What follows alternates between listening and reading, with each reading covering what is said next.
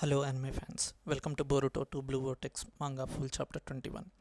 In this we got to see the power of Sarada Mangekyo and what it is called. As we can see on the cover photo of the chapter is Sarada herself and the title is Mangekyo Sharingan. The chapter opens with a flashback between Sarada and Chocho. Sarada shares her aspiration of one day becoming Hokage, following in the footsteps of the 7th Hokage Naruto. And Chocho responds by saying she is more focused on finding a boyfriend right now and sees no harm in taking life a bit slower. The next shot is where Boruto told her back in chapter 10 that his goal is to become a shinobi like her father Sasuke and to stand by her side when she finally achieves her dream of becoming Hokage.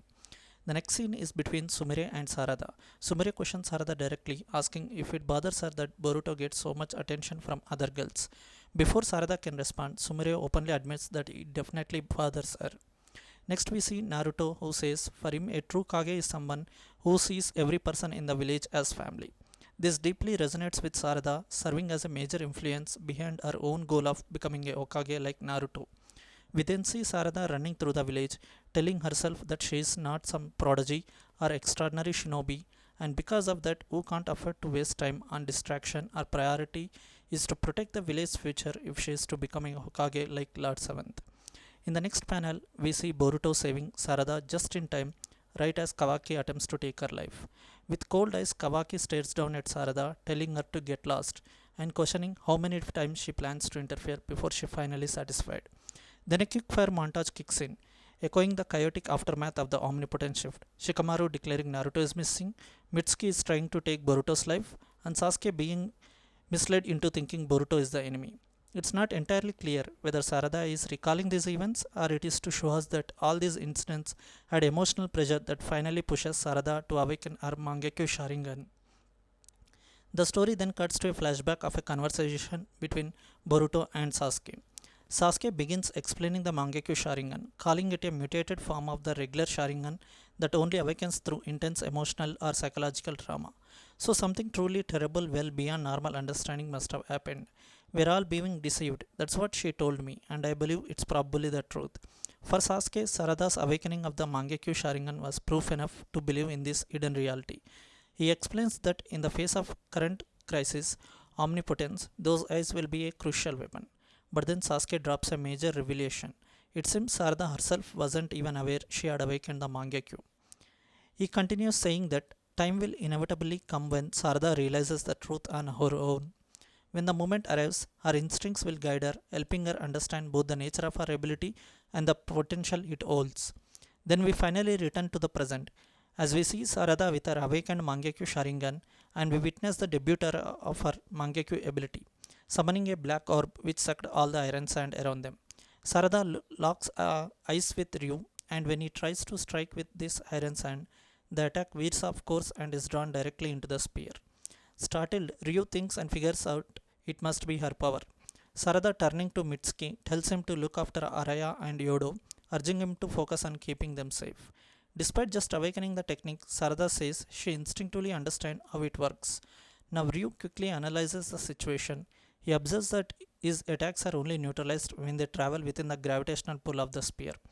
Thinking tactically, he launches an attack from below outside the direct orbit. It nearly hits until Sarada summons another black spear beyond Ryu, which absorbs the attack instantly. Ryu realizes Sarada isn't limited to just one or two orbs, there are at least four scattered around the battlefield.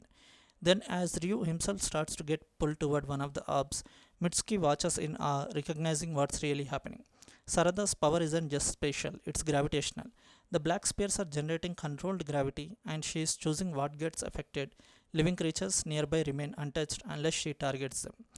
Ryu desperately tries to anchor himself with his iron sand, but even that gets sucked into the vortex. Sarada floats midair, fully in control. With a newfound sense of clarity, she reflects on her journey, how she once distanced herself from her dream of becoming Hokage, feeling powerless and afraid to confront her own limitations. She admits she denied both her feelings and the latent power within her, especially her unresolved thoughts about Boruto. But just as she is deep in her revelation, Ryu interrupts, enough with the monologue, I don't care, and tries to attack her again. Sarada then conjures a much larger black spear around Ryu, pulling him into it, stating, if you run away from who you are, you can't face the truth. You can't save anyone.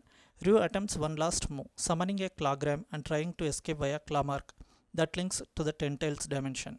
His hand even begins to manifest through the cube. But just then, Sarada increases the gravitational force on him, pinning him in place. He can't even move a finger. With final resolve, Sarada declares that if she wants to become Hokage, she must start by accepting herself. In the next panel, we finally get a stunning image of Sarada speaking her Mangekyo Sharingan's true name, Mangekyo Sharingan, Hohirumi. The symbol of her Mangekyo appears mid-air, its unique design glowing as the black spears orbit around her. Then the gravitational orb collapses in on Ryu. His body is disintegrated into dust, reduced to nothing more than a soul bulb, drifting like ash. But the power comes at a cost. Sarada begins to bleed from her right eye and collapses from the intense strain of using her Mangekyo. Thankfully, Mitsuki rushes in and catches her before she hits the ground, carrying her to safety. The scene then shifts to Ada, who remarks that Ryu has been just taken down, thanks to Sarada's newly awakened Mangekyo power. Caution Koji calmly noting, so she finally awakened it. That was one of the key goals of this confrontation. Ada, still composed, says despite the loss, comments on Odo's demands with regret. Koji, however, doesn't flinch. It couldn't be helped, he says coldly. Her death played a significant role in the overall success. Her sacrifice wasn't in vain. Boruto, shaken, turns to Koji and demands the truth. Tell me honestly, Koji, was there a version of this future where everyone lived and Sarada still awakened her power? Koji responds, let me just say this. If you had stepped into her help her, Sarada would never have awakened it. That hits hard. Boruto stares him down. So you know, and still said nothing. You didn't warn me about what would happen to Odo. Koji replies, I judged it wasn't a necessary to tell you. And your reaction now only proves I was right. This exchange tells us that Koji isn't evil in the traditional sense. He sees sacrifice as a necessary evil, willing to lose anyone, including Konohamaru, if it means saving the world. Boruto, by contrast, values every individual life. Boruto then asks the question that's been looming to everyone. What about Konohamaru? What's happening to him? Can he beat Matsuri? Koji doesn't give a direct answer. Instead, he wants, listen closely.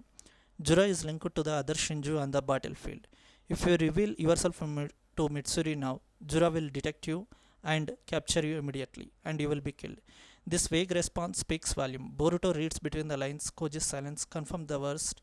Konohamaru's doomed unless someone intervenes. Then we cut to the fight. Konohamaru versus Matsuri. Despite his strength, Konohamaru is struggling. Matsuri, even with just half a body and no arms, manages to overpower him. She says, you dare to treat me like garbage, I will never forgive. But just as she prepares to end him, a shuriken pierces her from behind. It's Boruto. He arrived. Without hesitation, he draws his sword and slices Mitsuri into pieces, clean and fast. In the next panel, we see Koji panicking. That stubborn bat is going to undo everything we work for, he yells. Meanwhile, Jura, through his sensory connection with Matsuri, witnessing the entire thing, his eyes narrow as he realizes, so you revealed yourself, Boruto. The chapter ends here. And now we know that the power of Sarada Mangekyo Sharingan is called Hoirumi, which is also a different name of Amaterasu. And this only the power of her right hand. And we still need to know what her left hand power eye is. If you like this video, please hit the like button and subscribe to the channel to watch more similar content.